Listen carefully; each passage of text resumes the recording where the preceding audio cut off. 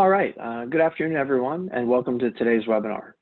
My name is Gavin Diaz, and I'll serve as your moderator today as we review best practices surrounding remote bidding and go over some frequently asked questions.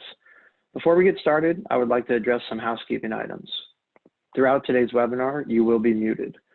There's a Q&A feature located at the bottom of your screen that we will be monitoring. Please use this to ask any questions that you have throughout the webinar.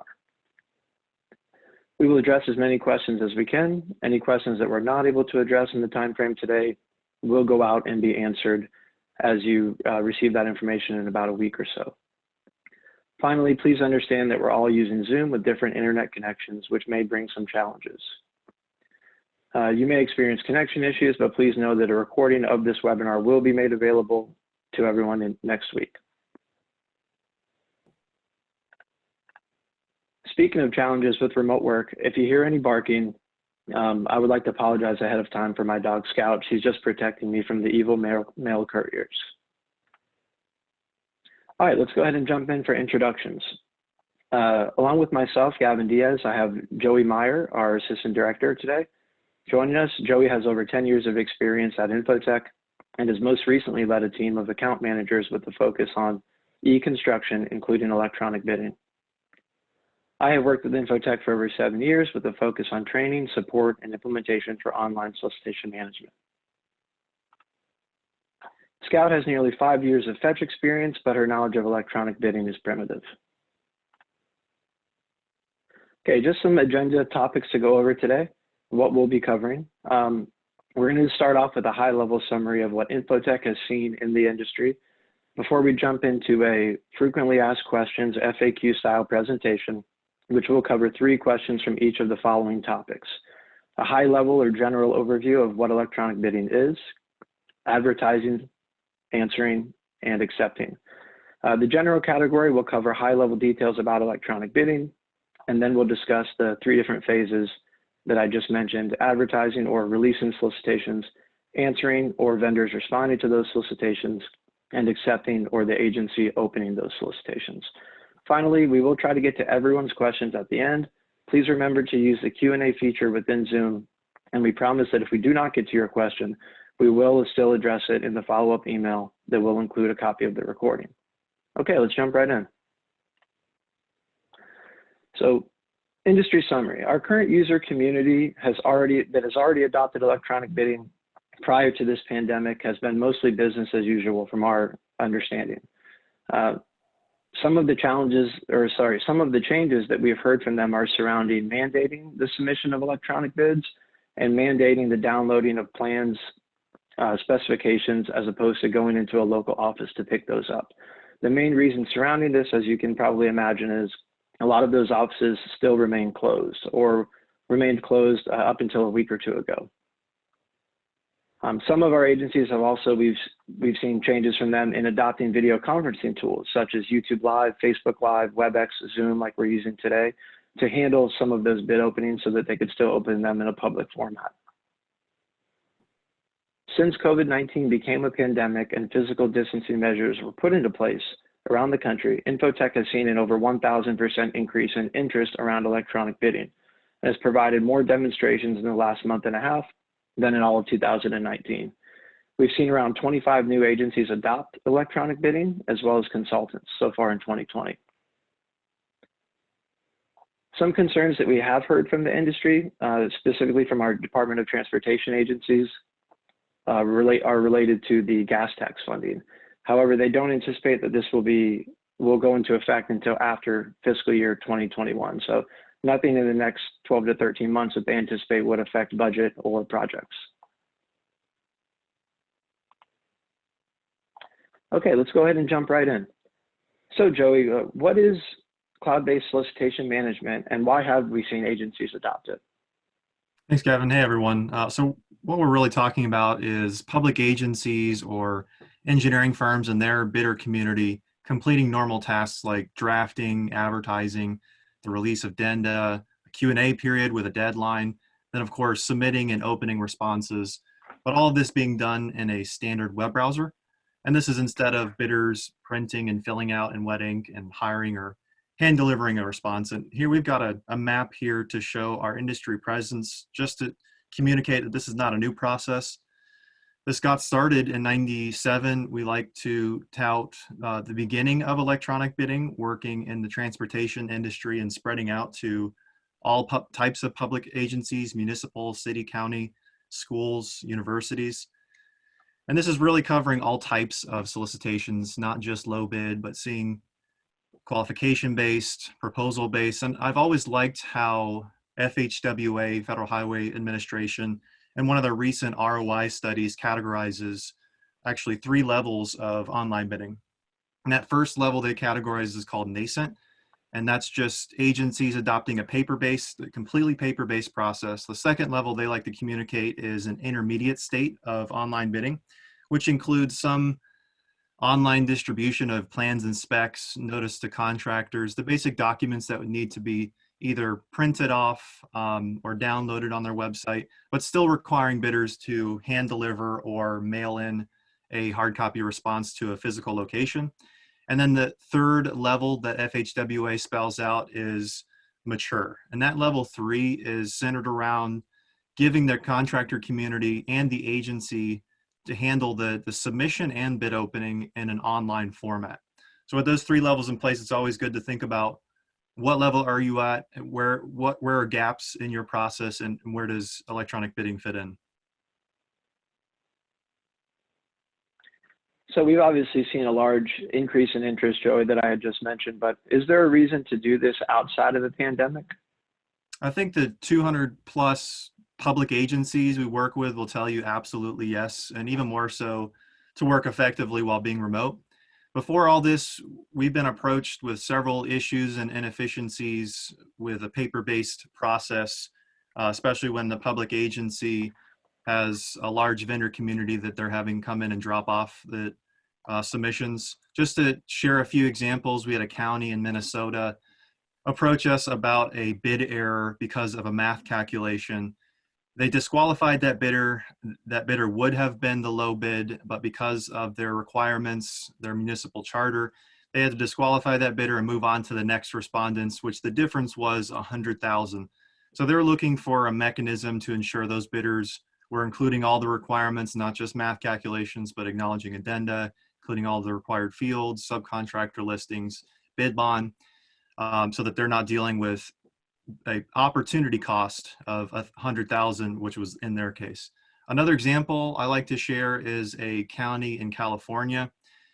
They had a bidder submit a response 1 minute before the deadline. They happened to be the low bidder, but they recognized that had they been 1 minute late, they couldn't accept it. And that made them wonder, how many times are these late bidders responding that could be a low? It's just so happens that respondent was $1 million in between the next respondent. So it just raised some eyebrows and led to them reaching out to us specifically, so that we're giving their bidders more time to respond and they're not having to fight traffic or deal with any mail delays.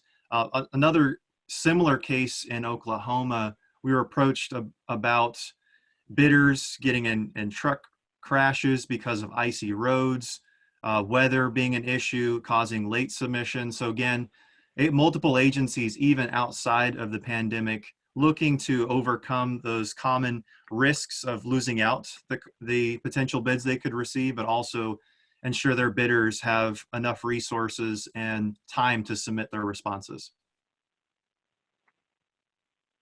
Thanks for those examples, Joey. What should those interested know about the security of sealed electronic bids? I know this is a great question, as we've seen some very notable data breaches and hacks, in the last 10 years especially. Yeah, this being a public sealed bidding process, because we're proposing the moving away of paper submission and entering in a digital environment where respondents are submitting bids into an online lockbox, there's some inherent risks involved that we at Infotech at least have put in place to ensure that nobody's tampering, nobody's sabotaging any responses or disclosing pricing information before the deadline takes place and an agency is able to read that information out loud. The way we're able to eliminate those potential situations is the use of encryption technology. That's important in the process of moving towards an electronic bidding process, is to ensure and ask yourself and ask the company what type of encryption is involved. Is there any identity verification to say that this bidder is who they claim they are?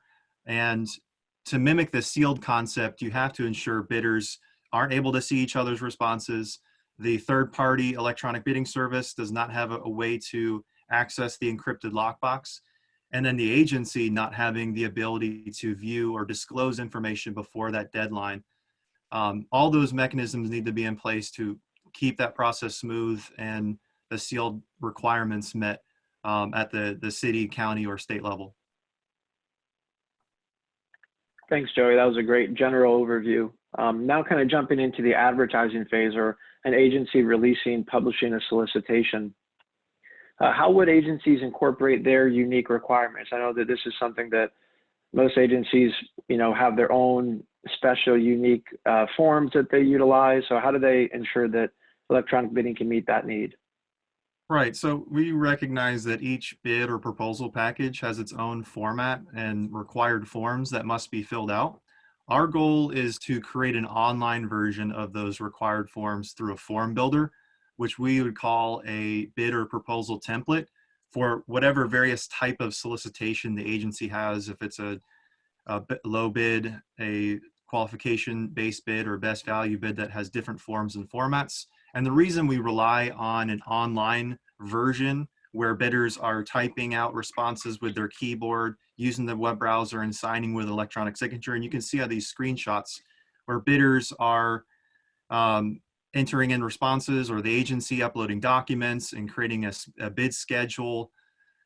This is something that we have in place so that respondents are getting alerts that they've met all the requirements. If there's an individual field within a form that needs to be filled out, a form in its entirety needs to be uploaded. Addendas need to be acknowledged. Any pricing information, all the math calculations are correct. This is the way we ensure the agency minimizes any occasion where a bidder submits a missing or has a math error involved. That's not part of the process anymore. We're doing the math for them. Another reason why we want to propose the use of online templates was just a digital version of the PDF, a bid package that needs to be downloaded and fill out in wet ink, is so that we can collect all the responses in a digital format. So instant bid tabulations are created, and there's no need to manually compile a list of bid results or individual line items that comes from hard copy submissions. And one thing to point out with these components that you're seeing about Bid Express, this is customized per agency, per engineering firm, depending on what type of contract that engineering firm has in place and who's required to advertise and open bids. The key here is an individualized approach to incorporating those unique requirements through online bid or proposal templates. I know when the pandemic hit, not all of us were ready for everything to be flipped upside down as it was, but some agencies obviously have time commitments, other projects that they're working on. So how long does it take to move to online bidding? It's as simple as 6 hours. I know it sounds outlandish. We ask our agencies who are implementing to take that 6-hour time frame, break it up into multiple webinars. Our training process is all based in webinars. It can be knocked out in a couple days, in a week. It all depends on the schedule, but just at a bare minimum, it's 6 hours of involvement. It's not a huge undertaking. This isn't comparable to an enterprise resource planning rollout. It can be accomplished really quick. Now, kind of continuing on with that, Joey, how long does it take an agency to get electronic bids released? Is there a time savings versus the paper process? Absolutely. So you have on your screen a highlight of an agency, a local agency in West Virginia, who approached us about spending hours in drafting and advertising a solicitation in the paper world, but then since switching over to an electronic bidding process, because of the use of bid templates, which I was describing in that previous slide, they knocked that out in 15 minutes instead of multiple hours. They said 4 to 15. So really, this is an easy process. Once you get through the training period of that 6-hour training and then have a customized template in place, it could be 10, 15 minutes to draft and advertise and get that project or solicitation out on the street. And really, there's only 4 steps involved when you're drafting and advertising as an agency, or if you're a firm that's tasked to advertise the project on behalf of a client. That first step is to, again, select that template, provide a summary of the solicitation as step 2. Step 3 is uploading a bid package, whether it be your plans and specifications or your proposal package. And then step 4 is importing a bid schedule or an item list directly from Excel. And that's largely because that template incorporates all of those existing boilerplate static forms ready to go. Thanks, Joe. And I think we saw some screenshots previously of what some of those actions look like. So transitioning from the advertising phase to respondents responding or answering the electronic solicitation, what steps are involved in bidders submitting electronic bids? When bidders get involved with BidExpress, they're asked to create a free account, which is simply providing an email, a password, basic business information like address. They'll get sent an activation link. That activation link will give them instant access to search within the system, gain access to bid information, and even start a draft of a response. The second step after they created their free account and getting instant access is to locate the bid or proposal they're ready to respond to. Either they have run a search by keyword, drilled down by a particular location or agency they know they want to get information from, or they've signed up to receive email notices by opting in to get an announcement notification from the agency with a direct link that they click on instead of having to search through the system. The third step when it comes to start to finish, getting access to the system and submitting, is to draft a response, which entails filling out whatever the agency requires of that bidder. Again, instead of printing off something, filling it out in wet ink, they'll be using their browser, their keyboard, signing with their digital signature. You can see on this screenshot, there's an example of entering in a signature or entering in pricing for a bid schedule, fulfilling that bid bond. It's following the format and consistent format that the agency has created for the vendor, submitting it securely and privately through that encrypted lockbox that we had talked about. They have the ability to check their bid to make sure they didn't forget anything silly like missing signature, missing field within a required form, uploading a document, or acknowledging the addenda, and they've submitted their bid. So obviously there's a lot of advantages to adopting technology solutions, but how about bidders that aren't as familiar with electronic bidding? You know, I'm sure agencies don't want to let any of their vendors, you know, let them not respond because of technology challenges or technology adoption. Yeah, and this is a more common question than you would think. There's a pool of bidders who have been doing this method for decades, but you're right, there's still smaller mom and pop companies who are not familiar with this process. And in those cases, that's where our support team comes into play. And we've got a nice picture of one of our support staff members that's headquartered here in Gainesville, Florida. Some agencies allow them to continue to submit paper. If that's the case, maybe they'll allow for that mom and pop to take an exception. But in most cases, after that smaller company who's less familiar, or just in general, doesn't have to be a small company, after they contact support, go through a quick run through of the system, they end up preferring online bidding over the hassle of dealing with a hard copy submission, especially during these times, not having to worry about hiring a mail delivery service to get it to drop-off location or get out of their home that they're working remotely and drive and drop it off and have touch involved. And they end up being our biggest advocates.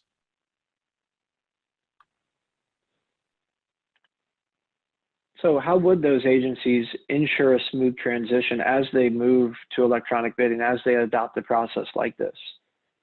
Yeah, this is one of the more important steps during the transition from paper to electronic, and that is making vendors aware of the opportunity to respond electronically. And the more places they can become familiar with it and be directed to our support or directed to resources where they can learn more, the smoother the transition. We typically will recommend 3 steps, one of them being an email campaign. If the agency has a list of vendors, we will provide some sample language that you can provide in an email, pointing them to support.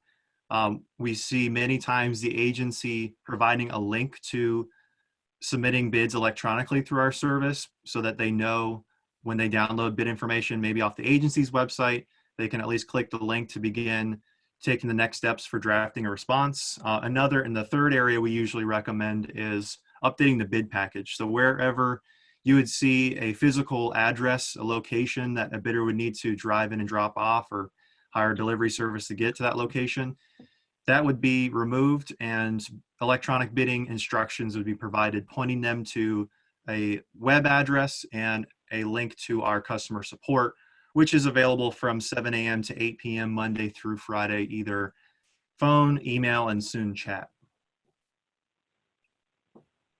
Thanks, Joey. So that covers our 3 questions on answering electronic bidding from a vendor's perspective. Transitioning now to the accepting phase of where an agency would be opening these responses.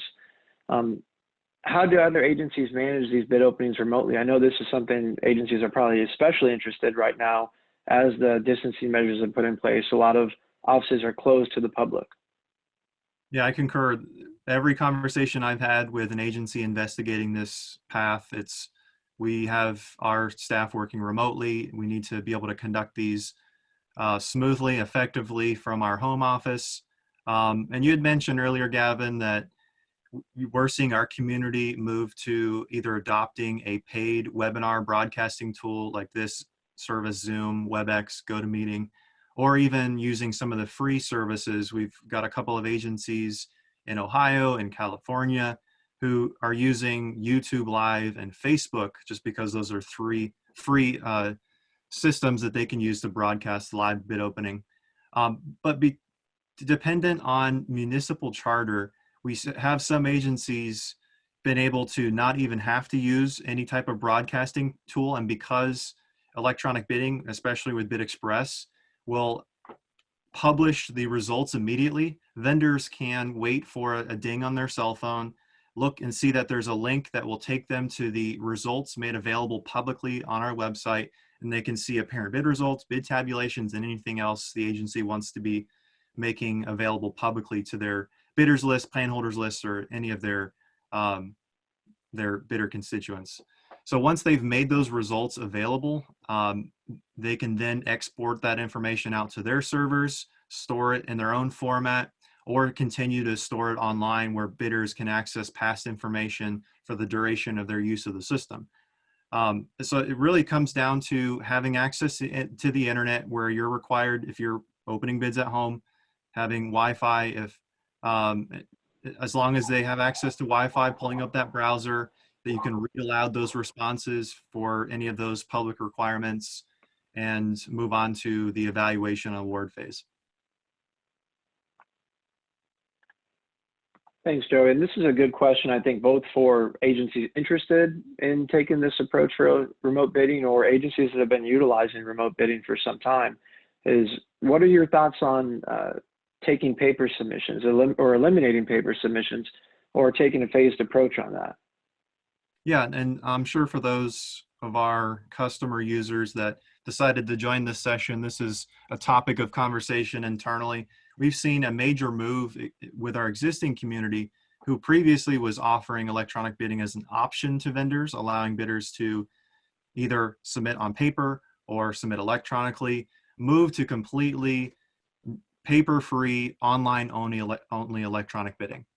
Before the pandemic, we saw an agency multiple agencies, a large portion of our community, take a phased approach. This is I wouldn't say this is more recommended than not. The answer is yes on both. Yes, absolutely, paper only immediately, or yes, absolutely a phased approach. We always have the agency refer to their own knowledge of their vendor community. How would they take it? And we can offer best practices.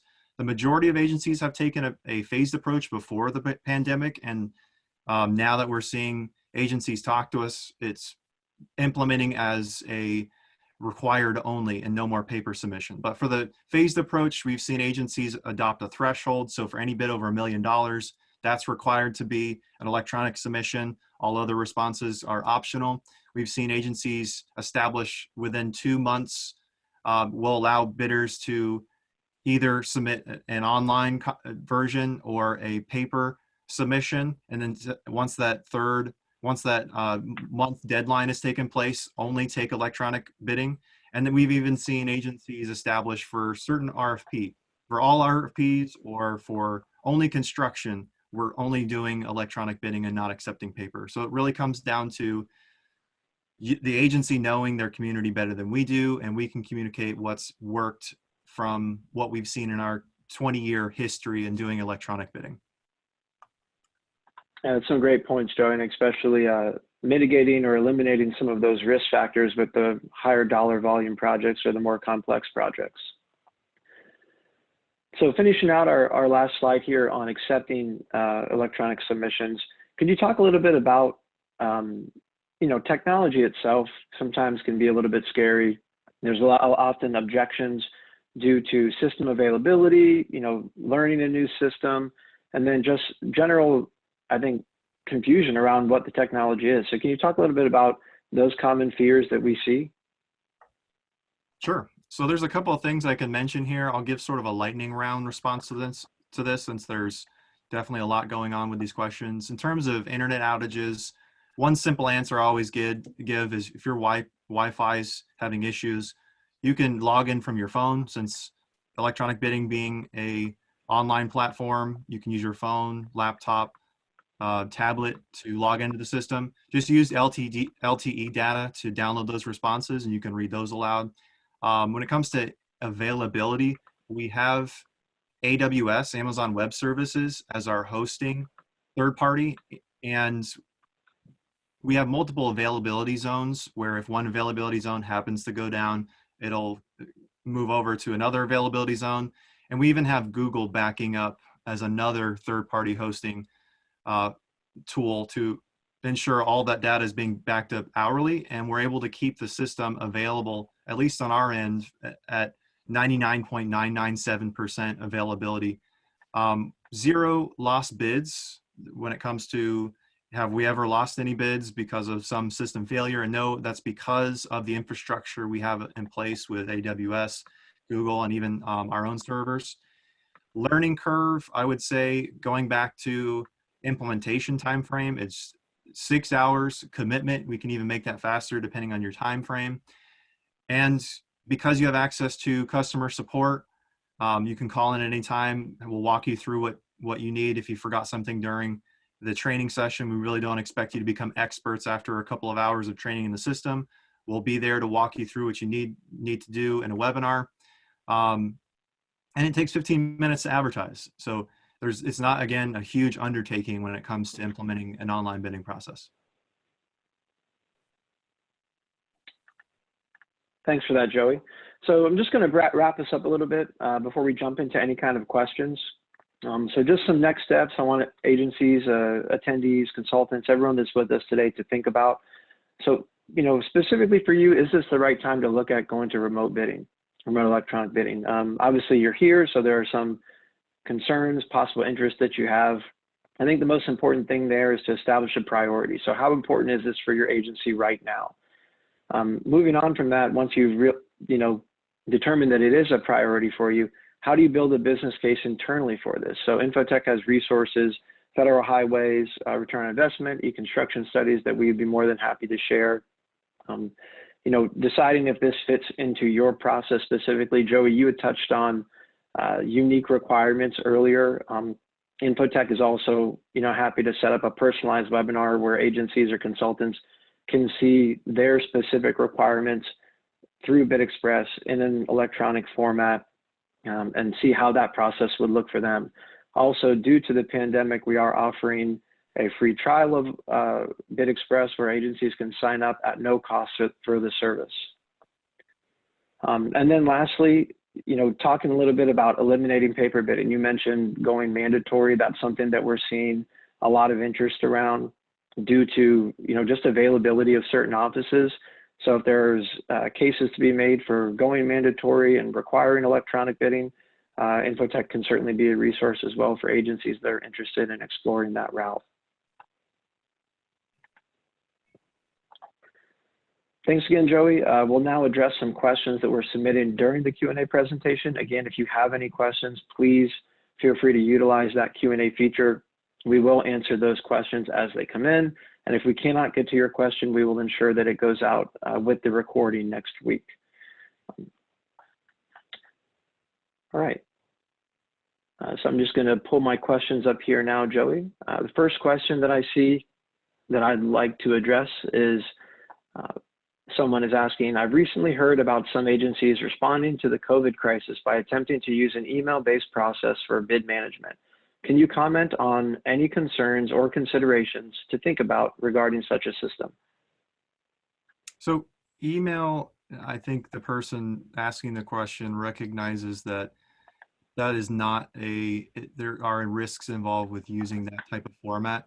The reason why we use encryption technology is to remain compliant with the sealed bidding requirements. Email has a lot more risk involved with bidders being able to sabotage by submitting responses on behalf of somebody else that they don't have authority for, tampering, getting access to that email server, tampering with the responses, or even seeing before time what the pricing is. And that even goes for an agency, and God forbid the agency have any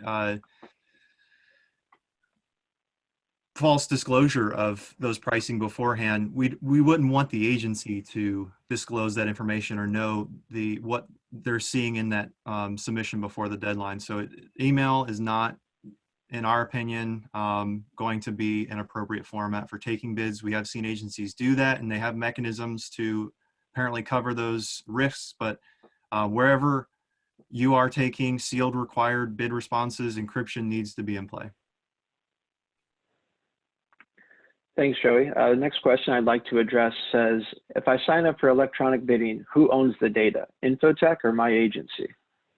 Another good question. We hear this quite often. We're a pass-through system. We do not own any of the data that gets included by the agency or even on the bidder side. We're simply the mechanism to exchange bid information into a sealed encrypted lockbox, and then providing the means for the agency to download, review, and export that information out of the system at any time. Thanks, Joey. Next question, what are the system requirements for BidExpress? This being a software as a service, all you need is a browser. You can access with any device. It's designed to be scalable to any device. It also depends on the type of encryption, and if you're using electronic signatures, there's no system requirements. If there's digital signatures involved, that does deal with certificates. Infotech being a certificate authority, we would have to validate identity, and there's some requirements with that process, but it's only optional. But as far as electronic signatures, absolutely only a browser is required. Thanks, Joey. Continuing on with questions, and again, anybody that is curious about how to ask questions, you should have an option at the bottom of your screen through the Zoom link. Do you host a plan room as well? And do contractors subscribe so they are notified when a project is advertised? Great question. BidExpress does act as a plan room where an agency has the option. We don't require the agency or an engineering firm who's contracted to manage the electronic bidding process to use that function. If you would like to post plans and specs in the service, there's no file size limitation or file type limitation. That can be made available for contractors to download at any time. And it will provide a plan holders list where anybody who's included on that plan holders list, bidders list, will be notified of any changes, alerts, addendum, or award announcements. Next question, Joey. Has Infotech ever seen that an encrypted bid was hacked? And is there any way to know if this happens? We've never seen an encrypted bid hacked. That goes to our history of no bid lost, and that's because of the infrastructure we have in place with symmetric and asymmetric encryption.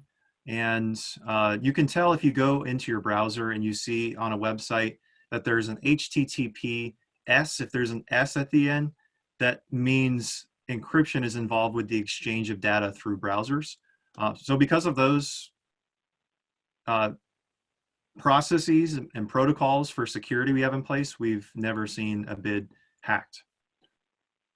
And we would be alerted if a for whatever reason an encryption key was broken, and that would not be something where anybody could see. We would just be alert that there was some sort of tampering that was trying to happen. Next question coming in is, how do I get started with electronic bidding? So with our process, we have a single page license form, which just dictates the terms of use. Basically, Infotech is saying you're not going to use this system for evil procurement practices, procuring things that you're not supposed to. And once you get that license form out of the way, we will get you in touch with our onboarding team to go through that 6-hour training period, giving you access to our sandbox website and then also access to the live website to begin advertising your projects. Thanks, Joey. So we have time for one more question. As a reminder, please note that any questions that we did not get to will be compiled, and all registered participants will receive an email in about a week with the recording as well as the list of questions. So the last question here, Joey, is does the free trial mean that bidders submit for free? So I think that's related to the MVP that I brought up. Yeah, so our free trial has to do with the agency side. We're waiving the implementation fee that would be involved for an agency to offer electronic bidding to their bidder community. But there would be, depending on the pricing model the agency or engineering firm adopts, there would be a cost for the bidder to respond. However, because of this situation, we're waiving the implementation fee, and the MVP that Gavin was talking about is without any type of major customization to the bid forms we were talking about, and being able to use the system without having Infotech have to go through and customize those templates. Thank you, Joey. So that's all the time we have for questions today. However, we would like to make everyone aware that we do have another upcoming webinar toward the end of this month where we'll discuss Appia features. Appia is Infotech's construction administration and inspection tool. It is connected to the same user management system as BidExpress, so agencies often utilize electronic bidding, and then we'll segue that electronic bid into managing their projects electronically, handling things like daily reports, pay estimates, and change orders. So we'll cover some of the high-level features of Appia. Please feel free to register for that, and you'll get an email if you're interested in that. Again, the webinar will be on May 28th at 2 p.m. Eastern Time.